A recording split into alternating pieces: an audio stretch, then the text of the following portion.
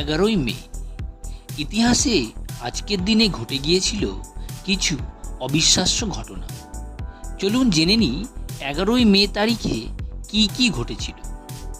1998 সালে আজকের দিনে ভারত অপারেশন শক্তি নামে দ্বিতীয়বার পারমাণবিক বোমার সফল পরীক্ষা চালায় রাজস্থানের পোখরানে।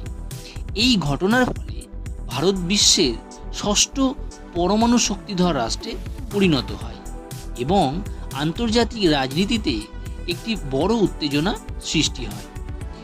1981 সালে 11ই মে আজকের দিনে বিশ্ববিখ্যাত রেগে সঙ্গীত শিল্পী বব মার্লো মারা যান। জামাইকার এই কিংবদন্তি কণ্ঠশিল্পী তার গান দিয়ে বিশ্বব্যাপী শান্তি, প্রেম আর সংগ্রামের বার্তা ছড়িয়ে দিয়েছিলেন।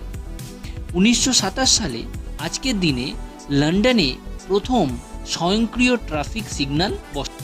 এই আবিষ্কারে নগর জীবনে একটি বিপ্লব ঘটানো হয় এবং ভবিষ্যতের আধুনিক ট্রাফিক ব্যবস্থার পথ খুলে যায়।